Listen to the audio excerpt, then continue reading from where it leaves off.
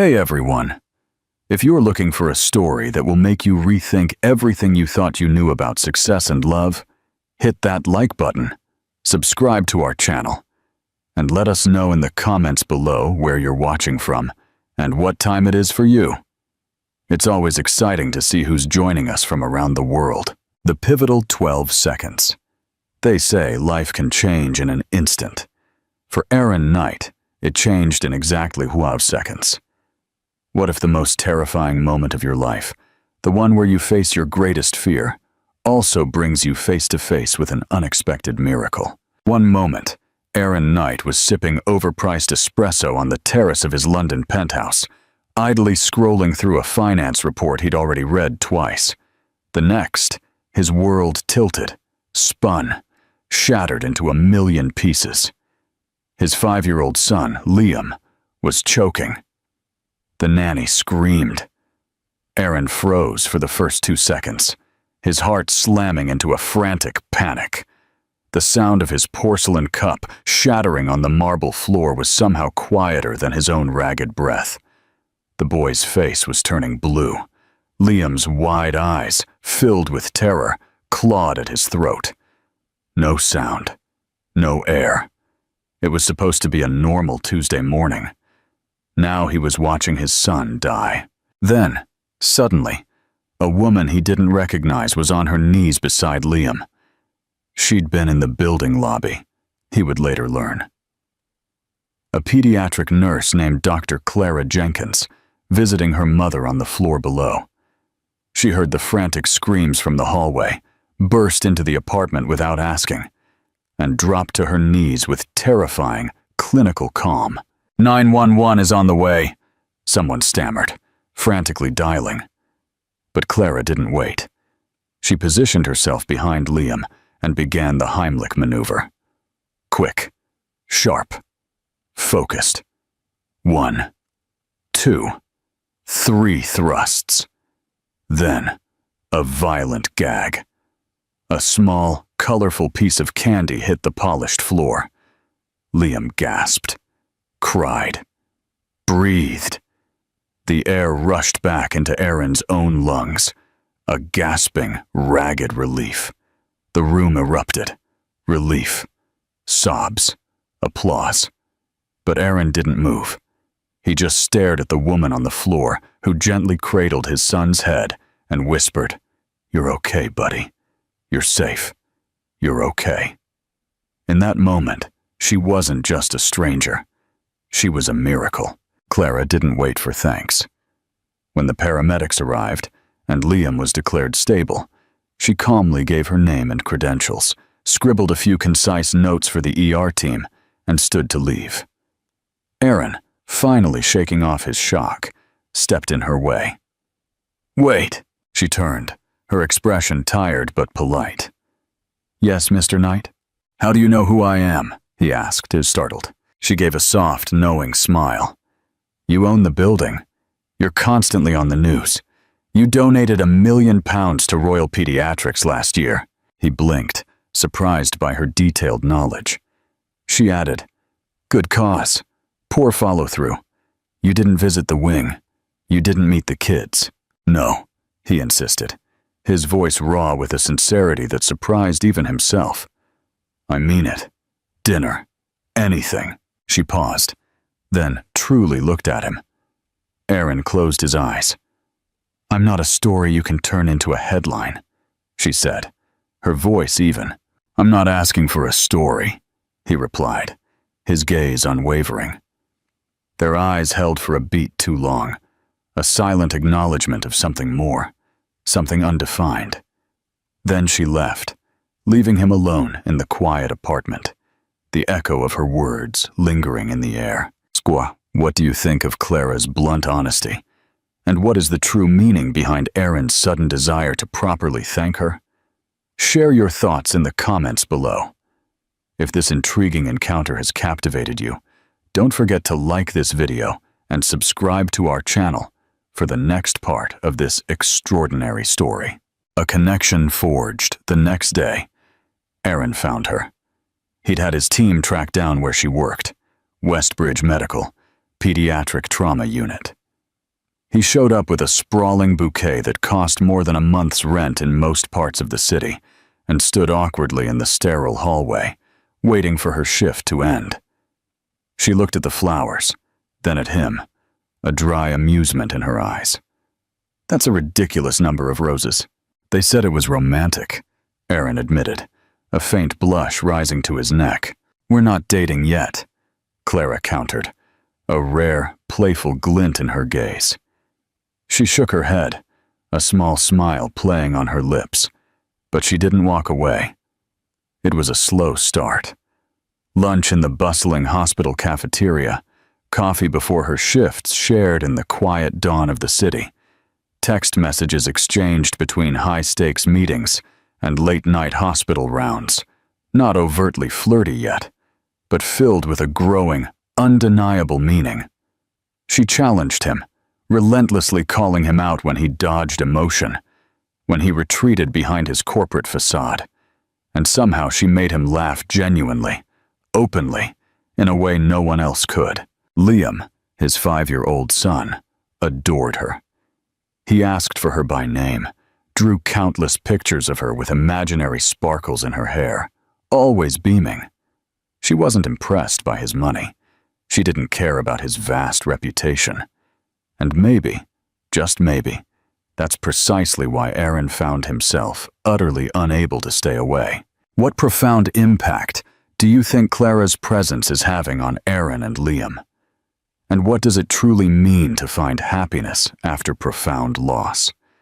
Share your insights in the comments below. If this story of an unexpected connection yet is touching your heart, don't forget to like this video and subscribe to our channel for the next part of their extraordinary journey. One night after Liam was finally asleep, Clara came over. Not for dinner, not for a date, just to talk. Aaron poured them both wine, the amber liquid swirling in their glasses. They sat on the balcony of his penthouse, the city breathing around them, its million lights a distant, glittering carpet. "Why do you always act like you're fine when you're clearly not?"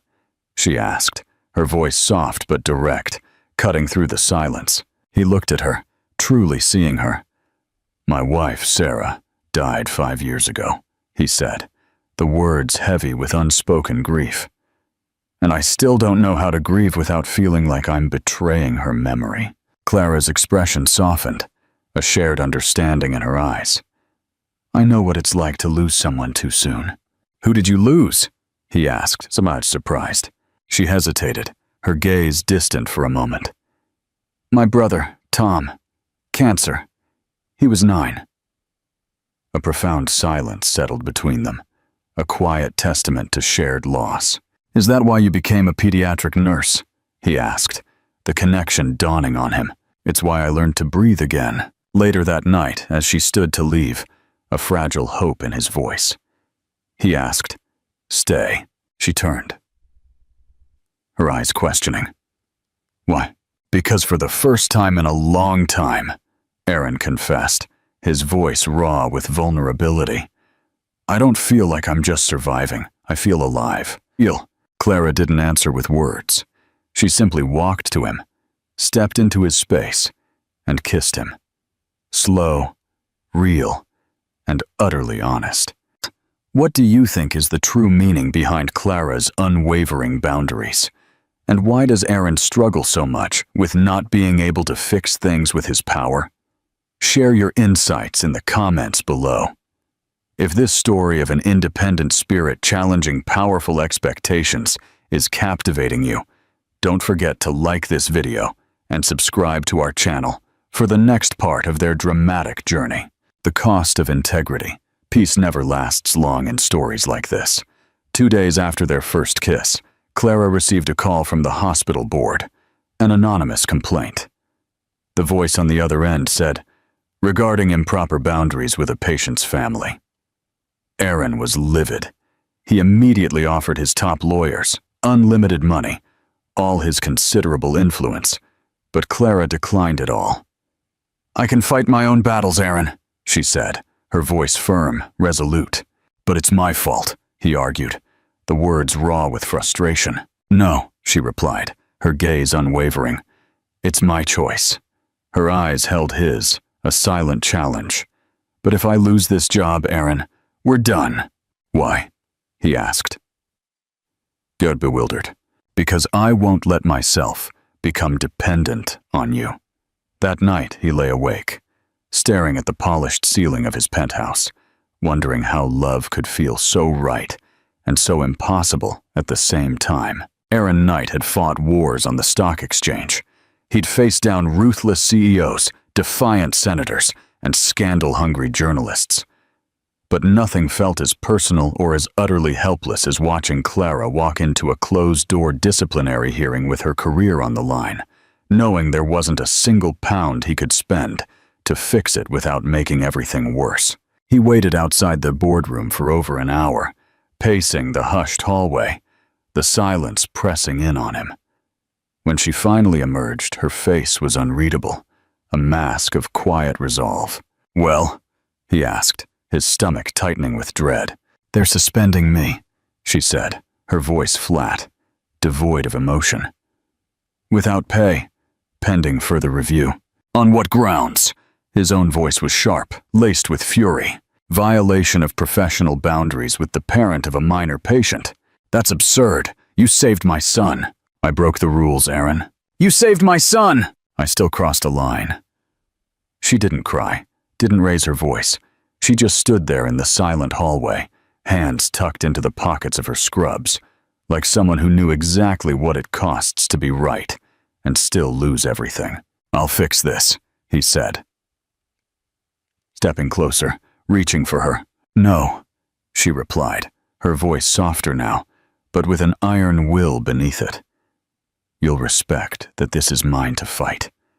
"Aaron," she emphasized, her eyes holding his. "I mean it. If you push this, I walk away." It was the first time Aaron truly felt the sharp, undeniable edges of her. Not just her kindness, not her strength, but her fierce boundaries. She would not be saved. Not by him. Not by anyone.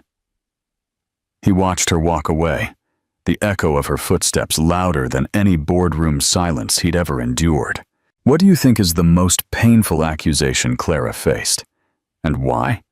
And how will she fight back against such public slander? Share your thoughts in the comments below. If this story of resilience against injustice is gripping you, don't forget to like this video and subscribe to our channel for the next powerful revelation. A quiet retreat.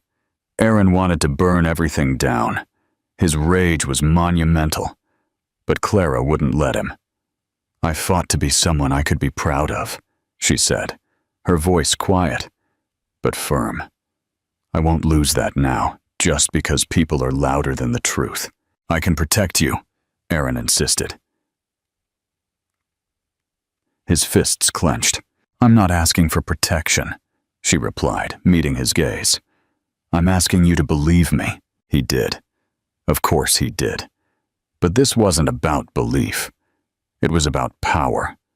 And Clara was done letting hers be taken. She held a press conference. Alone. She stood before the cameras in a simple gray blazer. No makeup, no handlers. Just her. "I'm not perfect," she said, her voice unwavering. "But I'm honest. I've spent my life walking into rooms people run from. I've lost patience. I've made mistakes. But I've never, not once, exploited a child for personal gain. And I certainly didn't fall in love with a man because of his bank account." She paused, her eyes scanning the faces of the journalists, holding their gaze. "I fell in love with him because he made me feel like I was more than what I'd survived. And I'll never apologize for that." The room was silent, utterly hushed. Then someone asked, "Do you regret the relationship?" Clara looked straight into the camera, her integrity shining through. "No," she said, "because he and his son reminded me that love can be real, even after the worst happens, and I'll never apologize for that." By nightfall, the tide had turned. The vicious story shifted. A deluge of support flooded in. Letters, donations, heartfelt apologies. The clinic swiftly reinstated her full-time. The hospital board issued a public apology. The people who mattered knew the truth. That night, as the city lights twinkled beneath them, Aaron took Clara's hand, drawing her onto the rooftop of their building. "You didn't just save Liam," he said, his voice raw with emotion. "You saved me too." He dropped to one knee, a simple, heartfelt gesture. No velvet box, no meticulously prepared speech. Just a small gold ring held between two fingers, shining softly in the dim light. "Marry me, Clara Jenkins." Clara's breath caught, a choked laugh escaping her lips, tears streaming down her face.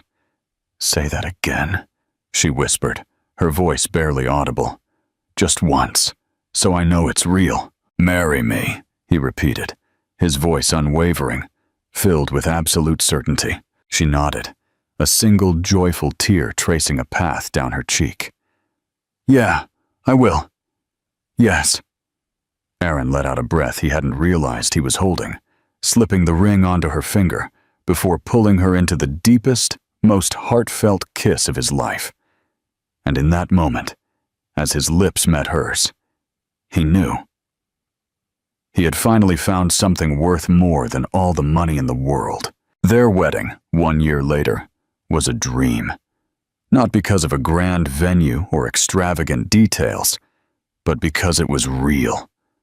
When Clara walked down the aisle, her eyes locked on his, Aaron knew he had never been more certain of anything in his life.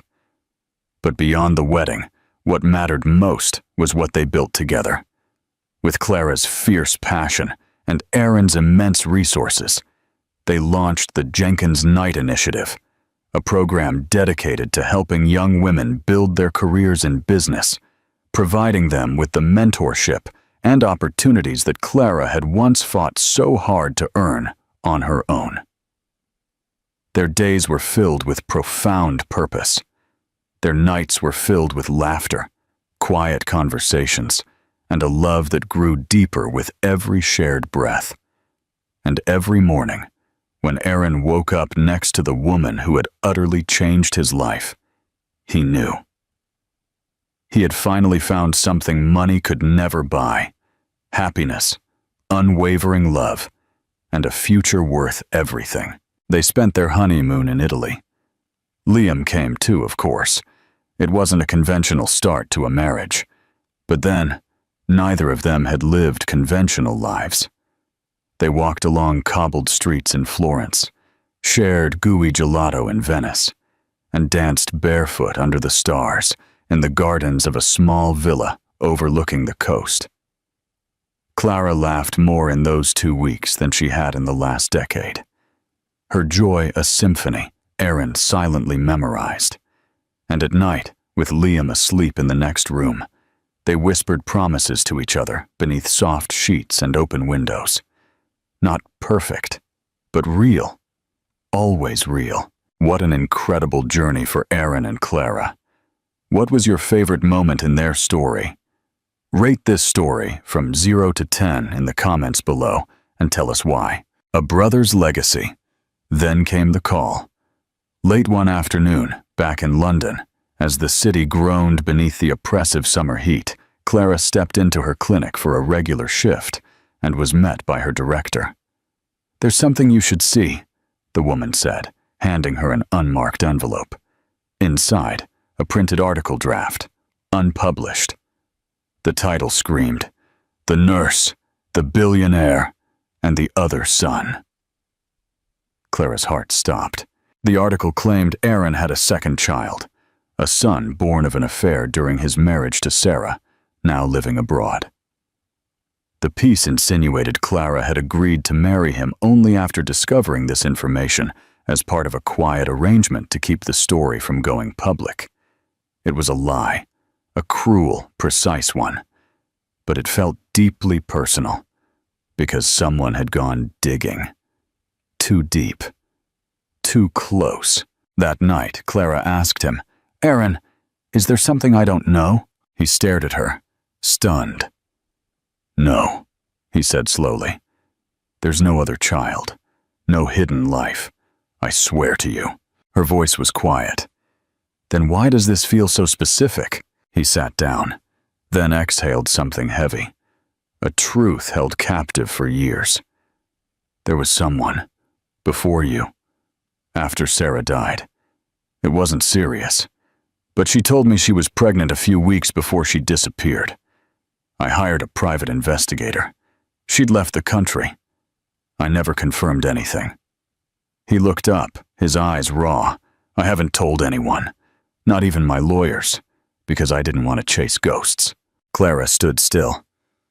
Aaron, if there's even a chance. I know. Silence filled the room. Then she asked quietly, what would you do if it were true? He didn't hesitate. I'd find him. I'd bring him home. The story leaked within days. Not the full, drafted article, but a headline. A whisper.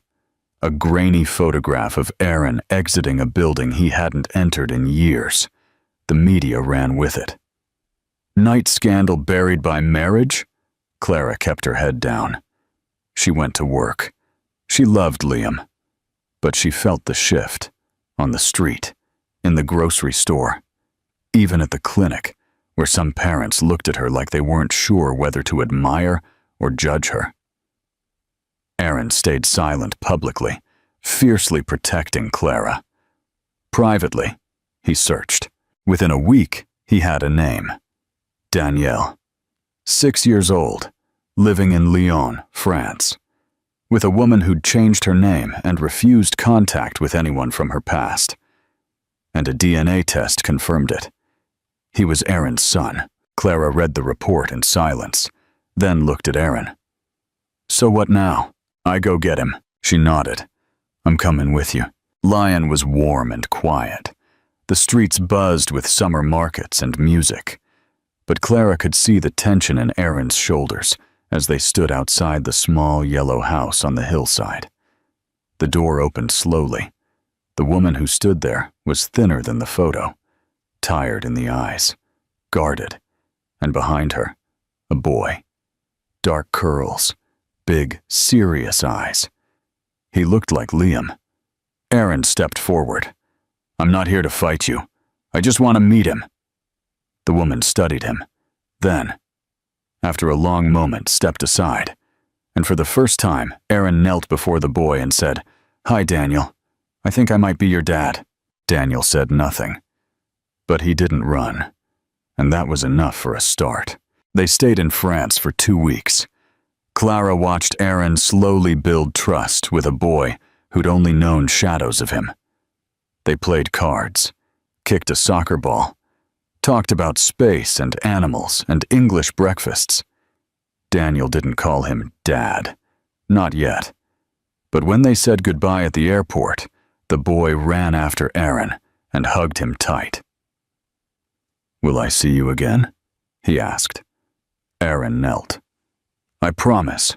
Back in London, Clara tucked Liam into bed. He looked up at her with sleepy eyes. Do I still get to keep you forever? He asked, his voice small. Clara kissed his forehead. Always.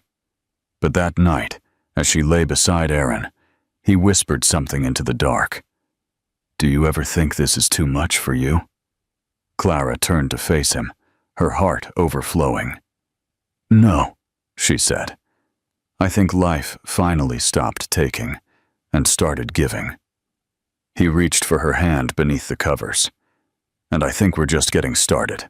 What kind of future do you envision for Aaron, Clara, and their now blended family? How will the bond between Liam and Daniel grow? Share your thoughts below. 6 months later, the London townhouse felt different. Louder, warmer, lived in. Daniel was moving in. It had taken time, months of paperwork, therapy, meetings with lawyers and mediators. But Aaron had been patient, gentle, present, and Daniel had responded. He still didn't call Aaron Dad, but he called him when he had a nightmare, and that meant more. Clara, meanwhile, had become the quiet, steady center of the house.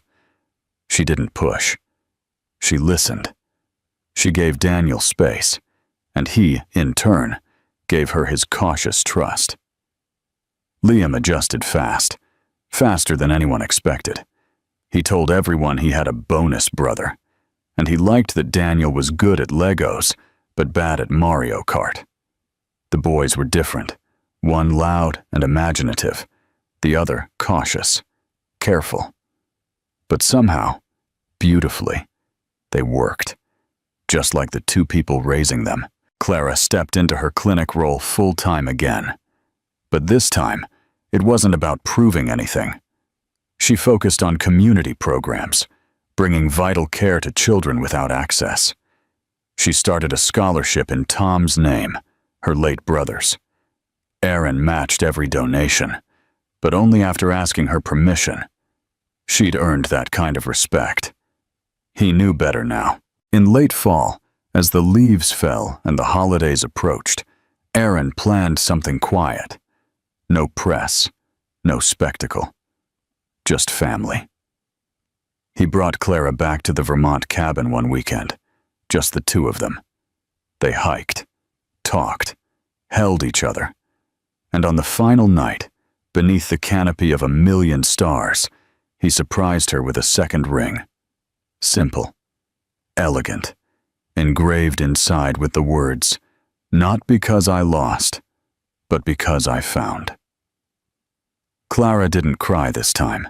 She just smiled, kissed him slowly, and whispered, "Forever." They didn't need a second wedding.